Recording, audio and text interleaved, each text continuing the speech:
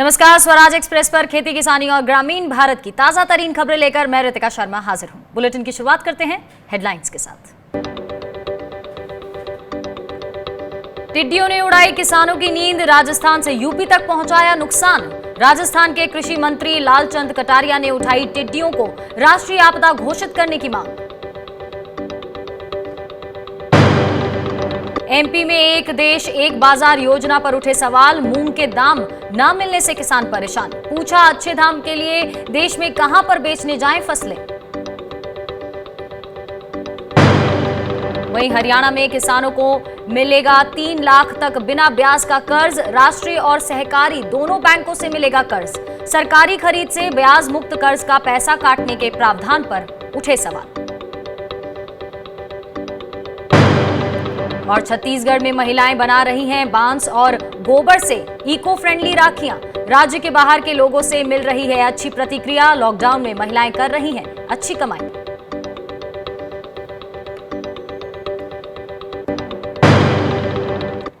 तो पूर्वी अफ्रीका में अनाज संकट का खतरा पैदा कर चुकी रेगिस्तानी टिड्डियों का प्रकोप अब देश में भी तेजी से बढ़ रहा है। बीते कुछ दिनों में टिड्डी दलों को हरियाणा से लेकर यूपी के तराई जिलों तक देखा गया है और इससे खरीफ की फसल को नुकसान का जोखिम बढ़ गया है। देखिए रिपोर्ट। जैसलमेर हो या लखनऊ, सिरसा हो या श्रावस्ती, आसमान से लेकर खेतों तक फैली ये टिड्डियां आफत बनकर आई हैं। रोजाना हजारों लोगों के खाने के बराबर खुराक को चट करने वाली ये टिड्डियां राजस्थान से आगे निकलकर अब हरियाणा और उत्तर प्रदेश में फसलों को नुकसान पहुंचा रही हैं। किसानों से ये कहा जा रहा है कि वो थाली, ढोल, मजीरा या शोरगुल करके इनको उड़ाते रहें, भगाते रहें। पूरी टीम ये वॉच कर रही है कि रात में अगर ये बहराइच में स्टे करती हैं तो वहाँ पर ऑपरेशन किया जाएगा, दवा का छिड़काव करके उनको मारा जाएगा। फायर ब्रिगेड की गाड़ियाँ रहेंगी, पावर स्प्रेयर मशीन रहेंगी, ट्रैक्टर द्वारा जो चालित है वो तमाम चीज़ों की व्यवस्था है अपने पास। कृषि विभाग जो है अभी यहाँ पे कोई शासन प्रशासन से कोई भी अभी नहीं आया है ताकि छिड़काव की कोई दवा या ऐसी कोई चीज़ हो जिससे ये टिड्डियाँ यहाँ से भागें और फसल नुकसान ना हो। लाखों की तादाद में टिड्डियाँ होते हुए जेल और उसके आसपास के इलाके में दिखाई दी। जेल में हड़कंप मच गया। हमारी भी 7 एकड़ के लगभग खेती की ज़मीन है जिसमें इस टाइम कद्दू, लौकी, खीरा, तोरई, पालक की सब्जी है। टिड्डियाँ जेल में नीचे उतर आईं, पेड़ों पर और फसलों पर बैठने लगी। उनको भगाने के लिए बंदियों ने थाली, कटोरी, खाली कनस्तर, बर्तन, भगोने के ढक्कन आदि बजाकर शोर मचाया और टिड्डियाँ सब भाग गईं। टिड्डियों के निशाने पर हैं खेतों में खड़ी हरी भरी फसलें। इसका सीधा नुकसान किसानों को हो रहा है। पहले ही कोरोना और फिर लॉकडाउन से घाटे में रहे किसान अब सरकार से टिड्डी नियंत्रण के पुख्ता इंतजाम करने और इससे होने वाले नुकसान का मुआवजा देने की मांग कर रहे हैं। टिड्डी दल रंगड़ी पहुंच चुके हैं, काफ़ी नुकसान है जी। फसलें तबाह करती है, पत्ते सारे खा गए हैं। जहाँ भी उतरा है सारा फसल सफाया कर दी है, चाहे नरमा है, चाहे ग्वार है, चाहे ये ज्वार है, बाजरा है, हर चीज़ में नुकसान है। हर खेती पे नुकसान है इसका। तो बचाव के लिए क्या कर रहे हैं आप? बचाव के लिए ताली थाली बजा रहे हैं, ट्रैक्टर भगा रहे हैं खेतों में। थाली बजावा, ट्रैक्टर बजावा, तेरे सामने टाबरा ने लगा रखे, सारी लुगाई बताई सब दवा भजी भी और तो कोई साधन है। सरकार को चाहिए कि तुरंत इस टिड्डी आपदा को राष्ट्रीय आपदा घोषित करके इसके ऊपर चाहे फौज लगाए, चाहे जिन हेलीकॉप्टरों और जिन जहाजों के अंदर नेता घूमते हैं उन हेलीकॉप्टरों और जहाजों को दवाइयों की स्प्रे के लिए लगाए और जिन जिन किसानों का नुकसान हुआ है उन किसानों के नुकसान की पूरी भरपाई केंद्र सरकार और राज्य सरकार कर पाए, तभी इस देश के अन्नदाता को आप बचा पाएंगे। हरियाणा के कृषि मंत्री जेपी दलाल ने टिड्डी नियंत्रण के लिए मुस्तैद होने और नुकसान का आकलन कराने की बात कही है। इस बीच राजस्थान के कृषि मंत्री लालचंद कटारिया ने केंद्र सरकार से इस टिड्डी संकट को राष्ट्रीय आपदा घोषित करने की मांग की है ताकि किसानों को हुए नुकसान की भरपाई की जा सके। उन्होंने खरीफ सीजन 2019 के लिए 380 करोड़ रुपए का बकाया बीमा क्लेम किसानों को जल्द से जल्द दिलाने की भी मांग की है। लखनऊ से विनोद कुमार, हरदोई से मोहम्मद आसिफ के साथ ब्यूरो रिपोर्ट, स्वराज एक्सप्रेस।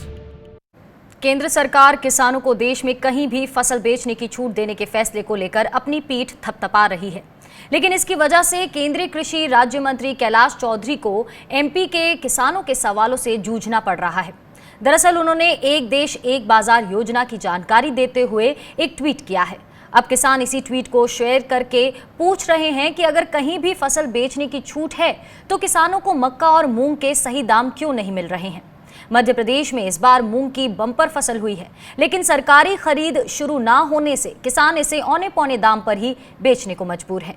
9 जुलाई को हरदा के खुले बाजार में एक किसान ने 3,641 रुपए प्रति क्विंटल के भाव से मूंग बेची, जो सरकार की ओर आंकी जा रही लागत से भी कम है। कृषि लागत और मूल्य आयोग के मुताबिक मूंग की प्रति क्विंटल लागत 4,749 रुपए है और इसी आधार पर मूंग का न्यूनतम समर्थन मूल्य यानी एमएसपी 7,196 रुपए प्रति क्विंटल घोषित किया गया है। यानी एमपी के किसान को सीधे सीधे प्रति क्विंटल 3,555 रुपए का घाटा उठाना पड़ रहा है। फिर भी शिवराज सरकार अब तक मूंग की सरकारी खरीद करने पर कोई फैसला नहीं कर पाई है। राज्य के कृषि मंत्री कमल पटेल इसके लिए वेयरहाउस खाली ना होने की वजह बता चुके हैं और ऐसे में किसान परेशान हैं और सोशल मीडिया के जरिए सरकार का ध्यान खींचने की कोशिश कर रहे हैं।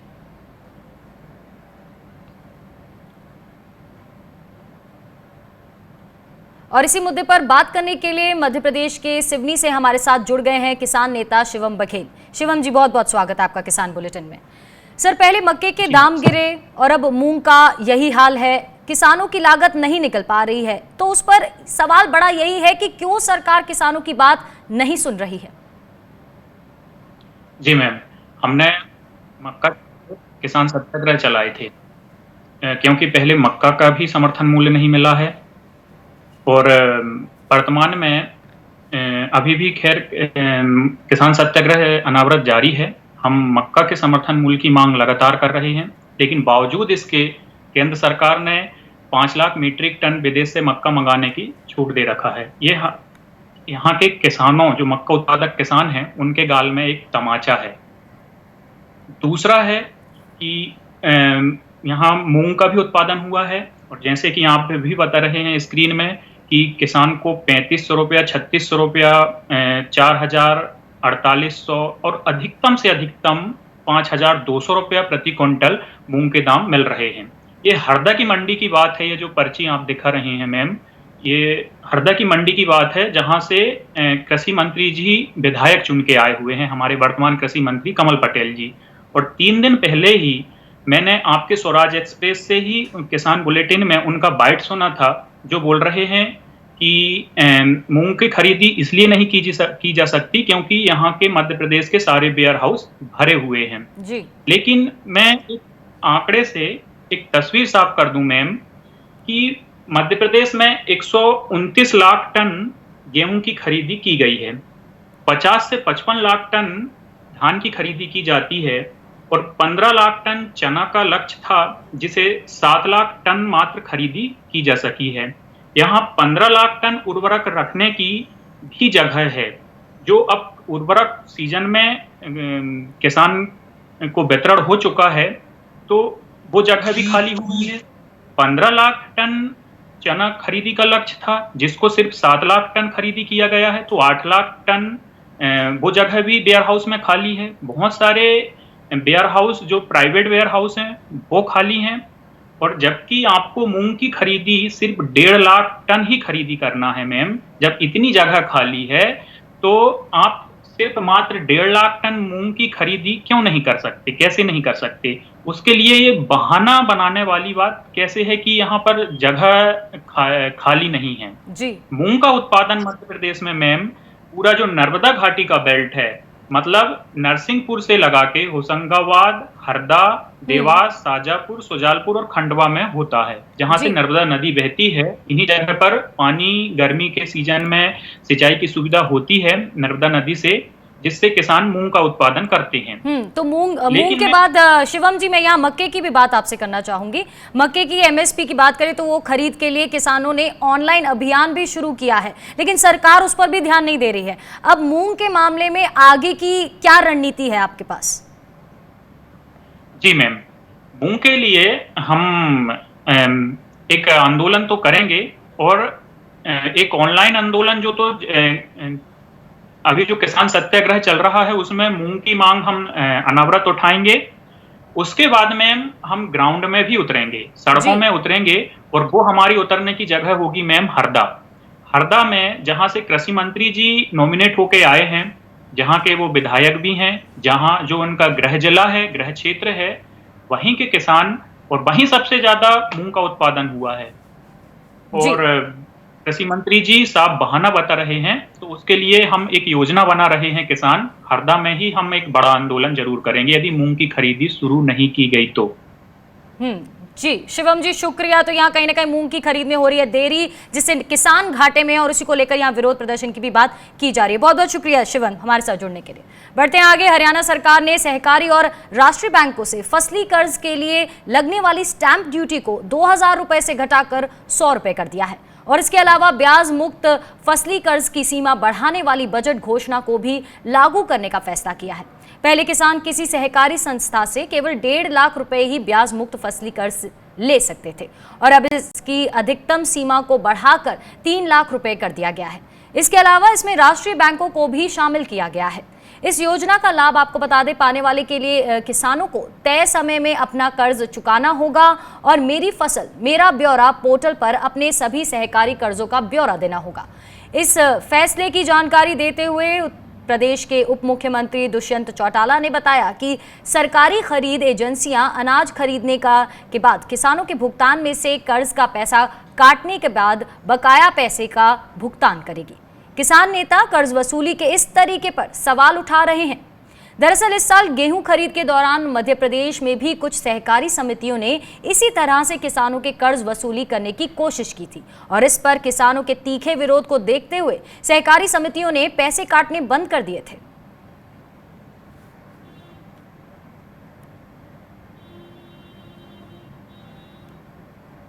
तो हरियाणा सरकार ने सहकारी और राष्ट्रीय बैंकों से फसली कर्ज के लिए लगने वाली जो स्टैंप ड्यूटी होती है उसको 2000 रुपए से घटाकर अब 100 रुपए कर दिया है। उसके अलावा आपको बता दें कि ब्याज मुक्त फसली कर्ज की सीमा बढ़ाने वाली बजट घोषणा को भी यहां लागू करने की बात कही गई है। जैसा कि पहले किसान किसी सहकारी संस्था से केवल 1.5 लाख रुपए ही ब्याज मुक्त फसली कर्ज ले सकते थे, अब इसकी अधिकतम सीमा को बढ़ाकर 3 लाख रुपए कर दिया गया है। और इसके अलावा आपको बता दें इसमें राष्ट्रीय बैंकों को भी शामिल किया गया है, और इस योजना का लाभ पाने के लिए किसानों को तय सीमा में अपना कर्ज चुकाना होगा। और जैसा कि आपको पता है कि मेरी फसल मेरा ब्यौरा पोर्टल है, उस पर भी अपने सभी सहकारी कर्जों का यहाँ किसानों को ब्यौरा देना होगा। और इस फैसले की जानकारी देते हुए प्रदेश के उप मुख्यमंत्री दुष्यंत चौटाला ने बताया कि सरकारी खरीद एजेंसियां अनाज खरीदने के बाद किसानों के भुगतान में से कर्ज का पैसा काटने के बाद जो बकाया पैसा है उसका भुगतान करेगी। यानी किसान नेता कर्ज वसूली के इस तरीके पर सवाल उठा रहे हैं। दरअसल इस साल गेहूं खरीद के दौरान मध्य प्रदेश में भी कुछ सहकारी समितियों ने इसी तरह से किसानों के कर्ज वसूली करने की कोशिश की थी, लेकिन इसका तीखे रूप से विरोध हुआ था, और उसके बाद सहकारी समितियों ने पैसे काटने बंद कर दिए थे। तो किसानों को जो ब्याज मुक्त कर्ज मिलेगा उस पर भी यहाँ कहीं ना कहीं सवाल उठते हुए।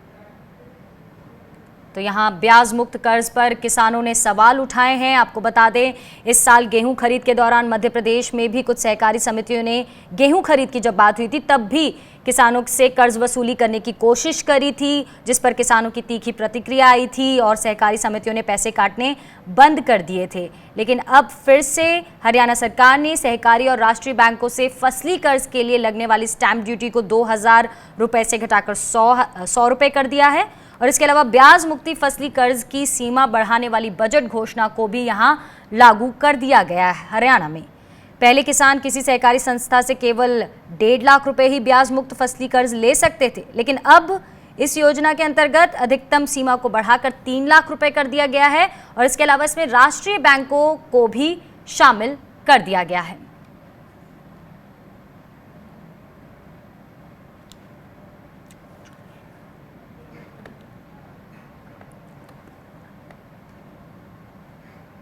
बढ़ते हैं आगे। जम्मू कश्मीर में जैविक खेती को बढ़ावा देने के लिए योजनाएं अच्छे नतीजे दे रही हैं।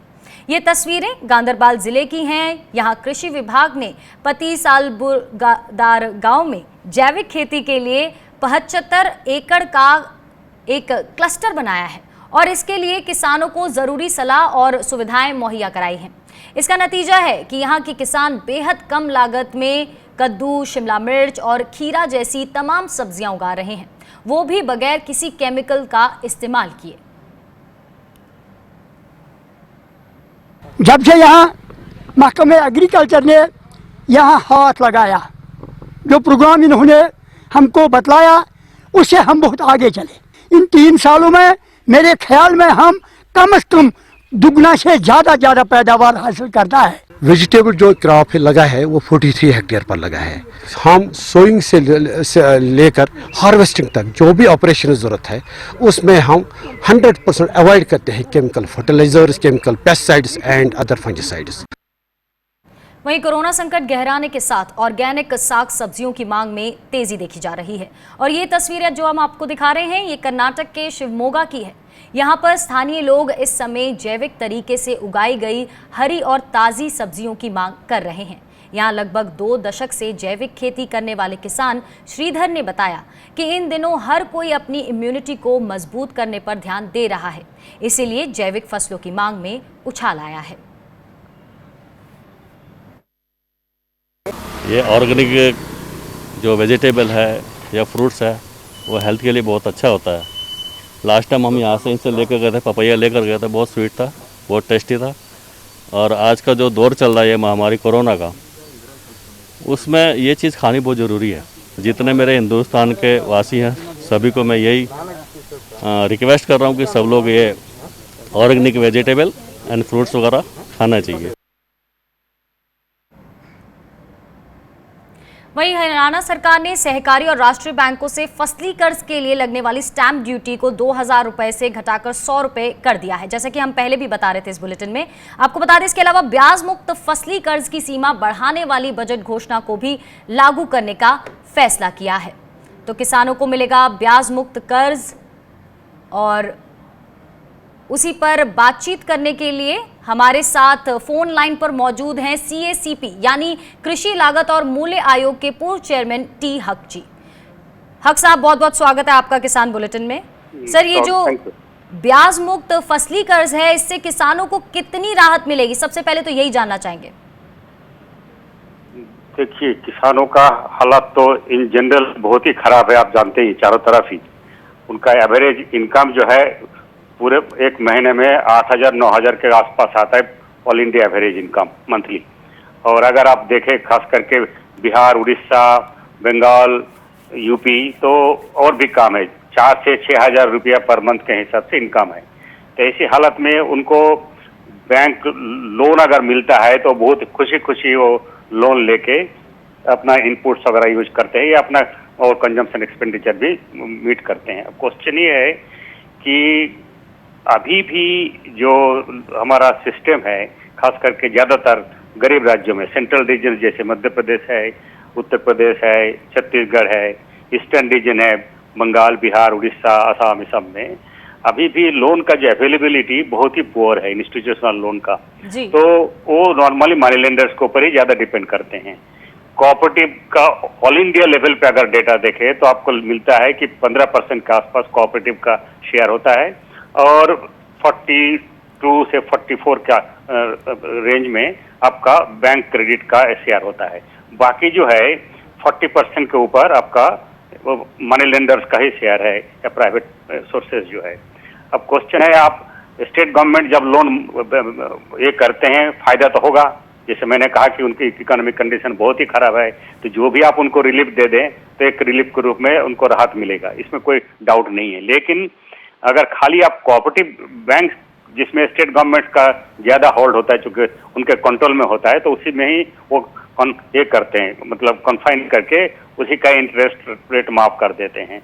और कमर्शियल बैंक्स के साथ कई बार उनका वो उस तरह का तालमेल नहीं हो पाता और उनको कंट्रोल भी नहीं कर पाते। तो इसीलिए कई बार देखा गया कि सिर्फ कोऑपरेटिव बैंक तक ही लिमिटेड होता है और जिसका शेयर टोटल लोन में बहुत ही कम है, जैसे मैंने कहा 15% के आसपास ऑल इंडिया लेवल पे आज के दिन में है। तो कहीं ना कहीं आप कह रहे हैं सर कि ये राहत की बात है, लेकिन यहाँ पे आपसे जानना चाहूंगी क्या दूसरे राज्यों को भी ऐसे कदम उठाने चाहिए? मेरे ख्याल से जब हालात खराब रहता है किसानों का तो उठाने में कोई नुकसान नहीं है। मैं तो इसके फेवर में हूँ कि इंटरेस्ट फ्री लोन देने से क्या होता है कि जब सोइंग सीजन होती है तो किसानों के इनपुट्स की जब जरूरत पड़ती है तो उस सस्ते रेट पे जब उनको लोन मिलता है तो ज़्यादा अमाउंट खर्च करते हैं इनपुट्स में और टेक्नोलॉजी पे, जिसके चलते प्रोडक्टिविटी भी बढ़ती है। तो ये बात तो सही है, इसमें कोई दो राय नहीं है। देखा गया मध्य प्रदेश में जो एग्रीकल्चर रेवोल्यूशन आया पिछले 10 सालों में, तो उसका एक मुख्य कारण ये भी था, मैं कहूँगा कि ब्याज मुक्त जो शॉर्ट टर्म लोन दिया था शिवराज सिंह जी ने, तो उसका काफी अच्छा पॉजिटिव इम्पैक्ट पड़ा था। तो मेरे ख्याल से इसका इम्पैक्ट नॉर्मली पॉजिटिव होता है। कई लोग इसके खिलाफत भी करते, इकोनॉमिस्ट में जानता है इस बात को, लेकिन जी सर सरकारी खरीद के पैसे से कर्ज का पैसा काटकर किसानों को भुगतान करने के फैसला है ये सामने आ रहा है, जिसका किसान यहाँ पर विरोध कर रहे हैं। उनका कहना है कि बैंक दूसरे सेक्टर के लिए दिए जाने वाले कर्ज में ऐसा नहीं करता है, तो इस पर क्यों? वो ठीक है, लेकिन फिर भी रिलीफ के रूप में है, किसानों को इससे फायदा ही होगा, नुकसान नहीं है। लेकिन ये है कि अगर आप उस तरह से कंपेयर करने लगेंगे कि एसएमई सेक्टर्स में इतने मिल गए बेनिफिट या बड़े इंडस्ट्रीज को इस तरह का कंसेशंस मिल गए, तो वो एक अलग इशू है, उसमें पॉलिटिक्स आ जाता है। लेकिन मैं ऑब्जेक्टिवली कहूंगा कि सभी सेक्टर्स को भी एड्रेस करने की जरूरत है। सरकार कोशिश कर रही है, एमएसएमई सेक्टर्स को भी कोशिश कर रही है कि क्रेडिट फैसिलिटीज देके कैसे रिवाइव किया जाए। और खास करके आपने देखा होगा पिछले दिनों भी वो क्या कहते हैं, लार्ज इंडस्ट्रीज को भी मैंने रिलीफ दिया है। अब एग्रीकल्चर को भी रिलीफ देने की जब बात होती है तो मेरे ख्याल से इसको वेलकम कह रहे हैं कि ये सरकार का अच्छा कदम है, इससे राहत मिलेगी किसानों को, लेकिन यहाँ कहीं ना कहीं किसान इस बात का विरोध करते हुए नजर आ रहे हैं। बहुत बहुत शुक्रिया डॉक्टर हक हमारे साथ जुड़ने के लिए। बढ़ते आगे, छत्तीसगढ़ में इस बार भाइयों की कलाइयों पर बंधने वाली राखियां जरा हटकर होंगी। धमतरी जिले में स्वयं सहायता समूह की महिलाओं ने कुछ अलग अंदाज में राखियां तैयार की हैं, जिनकी तारीफ सीएम भूपेश बघेल भी कर चुके हैं। क्या है इन राखियों में खास, देखिए इस रिपोर्ट में। ये रंग बिरंगी राखियां देखने में जितनी खूबसूरत हैं, उतनी ही खास भी हैं, क्योंकि ये राखियां इको फ्रेंडली हैं। छत्तीसगढ़ के धमतरी जिले में इन राखियों को बांस और गोबर से तैयार किया जा रहा है। हम उसको 3 ब्रांड में बेच रहे हैं। एक है ओस बंधन, जो हमारी बांस की राखी है, उसमें 2 कॉम्बिनेशन है, एक बांस की राखी है और एक गोबर के अंदर पौधे का बीज रख के उसको बांस के ऊपर रख रहे हैं, तो वो आद्य बंधन के नाम से बेच रहे हैं। दूसरा हमारा कॉम्बिनेशन है कुमकुम अक्षत बंधन करके, वो जो है वो जोड़े की राखी है, भाई और भाभी दोनों के लिए, वो नगरी के छिपली ग्राम पंचायत में बन रही है। और तीसरा कॉम्बिनेशन है क्रोशे पे बच्चों के लिए आकर्षक राखी। हमारी सारी राखियाँ देखने में भी आकर्षक है और साथ ही साथ ये प्राकृतिक रूप से भी बहुत ही बढ़िया है। और एक संदेश देना चाहूँगी, जब हम पर्यावरण को बचाएंगे तभी पर्यावरण हमें बचाएगा। इसीलिए मैं चाहती हूँ कि हमारे समूहों के द्वारा जो बनाया गया जो राखियाँ हैं, उन्हें पूरा छत्तीसगढ़ वासी यूज़ करें। छाती गांव में राष्ट्रीय ग्रामीण आजीविका मिशन बिहान के तहत 165 महिलाओं को राखी बनाने की ट्रेनिंग दी जा रही है। बाजार में ये राखियां 20 रुपए से लेकर 200 रुपए तक में आसानी से बिक जाती हैं। छाती में महिला समूह इतना अच्छा काम कर रहे हैं। चीन से पूरा राखी का सामान, चीन से जो भी सामान आएगा वो उसको बंद करके अब राखी इस तरह लोग बांध रहे हैं। 15,000 राखी बंधा है, बनाए हैं, और उसके बाद भी उनके पास एडवांस आया है, और पुलिस विभाग भी एडवांस दिया है, आने के विभाग भी एडवांस मांग रहे हैं। छत्तीसगढ़ से तो हमारे पास ऑर्डर है और अभी वर्तमान में भारत के अन्य जगहों से भी ऑर्डर मिल रहे हैं, और जैसे जैसे हम इसको मार्केटिंग वेबसाइट्स पे डाल रहे हैं तो बाहर ऑर्डर आ रहा है, तो वहाँ हम सब। रक्षाबंधन नजदीक आने के साथ बाजार में इन राखियों की बिक्री में तेजी देखी जा रही है। इससे लोग जहां नई तरह की राखियां पाकर खुश हैं, वहीं ग्रामीण महिलाएं कमाई के इस नए विकल्प से आर्थिक तौर पर राहत महसूस कर रही हैं। छत्तीसगढ़ के धमतरी से नंद कुमार साहू के साथ ब्यूरो रिपोर्ट, स्वराज एक्सप्रेस। वहीं मानसूनी बारिश शुरू होने के साथ कर्नाटक में शिवमोगा की मनगड्डे बोर्ड सेंचुरी में प्रवासी पक्षी आने लगते हैं। इस बार भी ये विदेशी मेहमान यहाँ पहुंचे हैं, लेकिन इनकी संख्या पहले के मुकाबले कम है। आमतौर पर जुलाई के पहले हफ्ते तक यहाँ 10,000 प्रवासी पक्षी आ जाते थे, लेकिन इस बार 500 से 600 पक्षी ही आए हैं। ये प्रवासी पक्षी प्रजनन के बाद दिसंबर में यहाँ से वापसी करते हैं और इनकी संख्या घटने के पीछे बर्ड सैंक्चुरी से दूसरे हिस्सों पर तुंगा बांध का निर्माण और रबड़ के पेड़ों की कमी को प्रमुख वजह बताया जा रहा है। Island we had a lot of latex trees, but over the years the latex trees has vanished or disappeared for unknown reasons, and we have other species which is not wanted by these migratory birds in fact. So if we cannot have latex trees here, then it's impossible for these foreign guests to come over all the way from their country to this part of the country in fact. So this is very important for the survival of Mandagadde bird sanctuary.